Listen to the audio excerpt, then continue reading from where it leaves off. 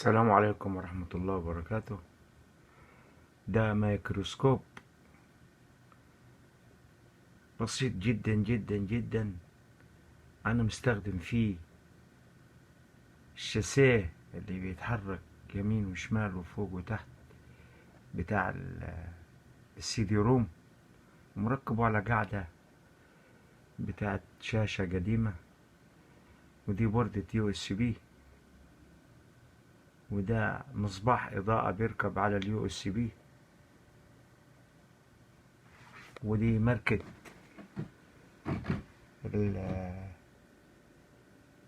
الكاميرا الويب تقريبا كرياتيف.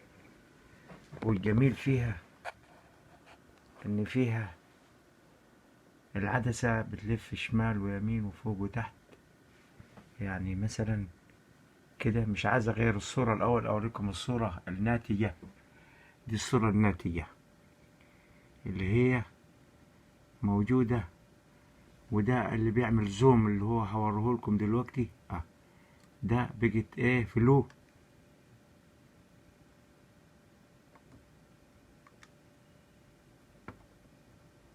ولما اجي احولها زوم بلفها شمال ويمين لغاية لما يجيب لي الدقة اللي انتوا شايفينها دي.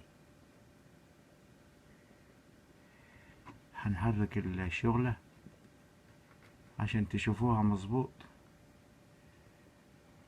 وادي النت بتاعها في منتهى الجمال اللي في الدنيا، لا في عدسات ولا في إضاءة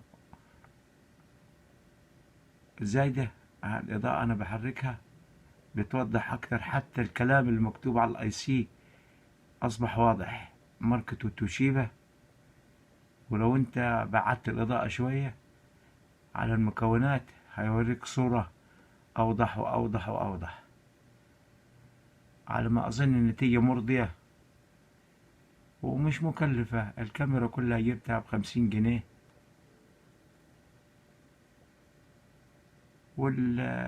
بتاع الأقراص موجود في كل مكان.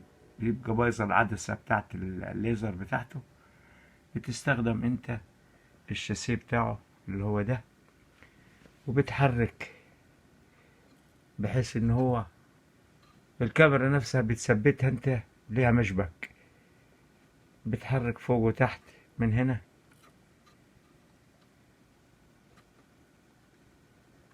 زي ما انت عايز.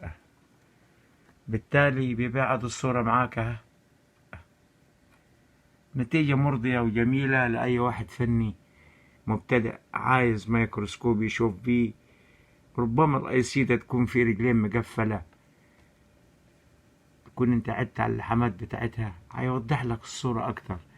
وانا هحرك العدسة بتاعته اللي هي دي، واخد لي بالك، عشان اجيب دي فلو الصورة كده بقت ايه، دخلت على النت. الفوكس بتاعه حلو جدا جميل مرضي. لا ضفنا عدسات ولا جبنا ولا كان ولا من ولا كفش في الدنيا. وانا وريتكم ماركة الاي سي لما ركزت الاضاءة عليه. اكتر من كده ايه تاني؟ الواحد مش محتاج اكتر من كده تاني. توشيبا.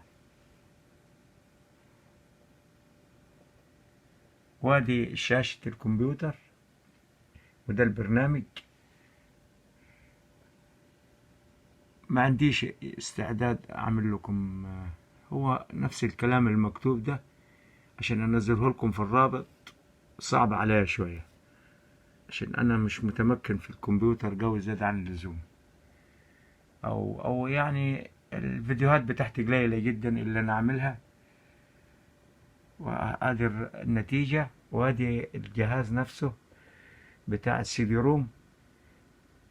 وادي لا مؤاخذة ده اسمه كرياتيف. الكاميرا كاميرا ويب كرياتيف، كاميرا ويب كرياتيف. متهيلي انا جميلة والله، مش محتاجة اي تعديلات لعدسات ولا كان ولا ماني. وادي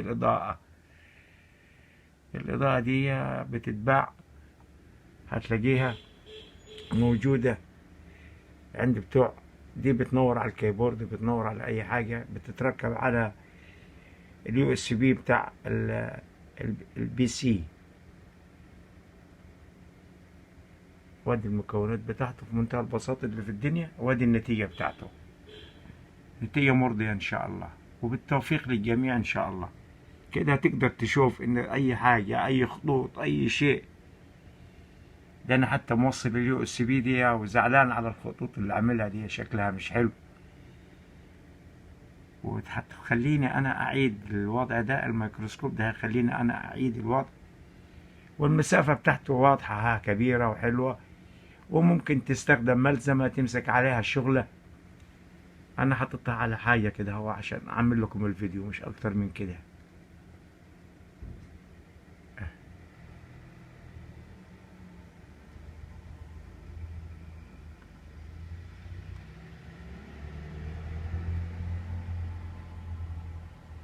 ولا تجيب عدسات، ولا تضيف، ولا كان ولا ماني ولا كف الشي في الدنيا.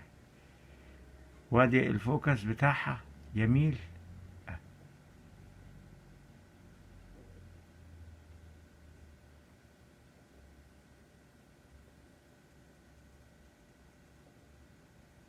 ليس في الإمكان أبدع مما كان. وأحط لكم بوردة تاني بتاعة موبايل سوني، ونشوفوا النتيجة بتاعتها. على ما أظن النتيجة مرضية، مرضية جدا كمان. أحركها شمال ويمين، وادي بتاعة الفلاشة الموجودة من الأول.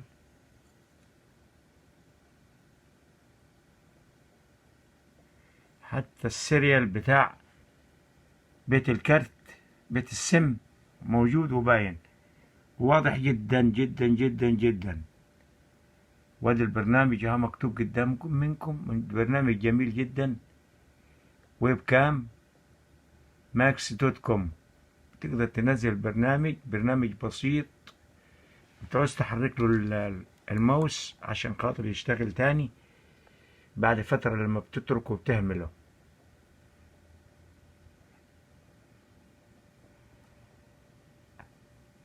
ايه الجمال ده، الله اكبر. نتيجة مرضية وحلوة، مش هتعوز اي حاجة، لا اضافات عدسات ولا كاني،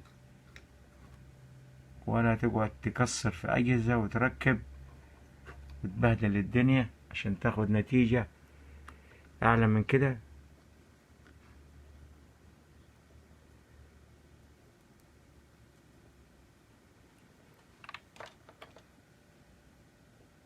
بتغير الاضاءة انت على حسب ما توجهها بحيث تديك افضل صورة وافضل اداء. اضاءة جانبية كمان. عفوا. وممكن تبدي الإضاءة على نفس الجسم بحيث يرفع لك، هو يعمل انعكاس للإضاءة ويديك الصورة الجميلة اللي أنا شايفها قدامي. والله الموفق، وإن شاء الله بإذن الله تنفع كل الناس المبتدعة، لأن أسعار الميكروسكوبات أصبحت مجنونة، ومش هتديك أفضل من كده تاني. يعني أفضل من كده تاني مفيش. هذه الخطوط بتاعت الفلاتة كلها واضحة، وإن شاء الله فيديو هيفيد الجميع. والبرنامج اها مكتوب ويب كام ماكس دوت كوم. صراحة برنامج جميل جدا جدا جدا وبسيط، وهتلاقيه موجود ومتوفر، وتقدر تثبت وتسجل وتعمل كل اللي انت عايز تعمله. والسلام عليكم ورحمة الله وبركاته. جابر شافع سوهاج.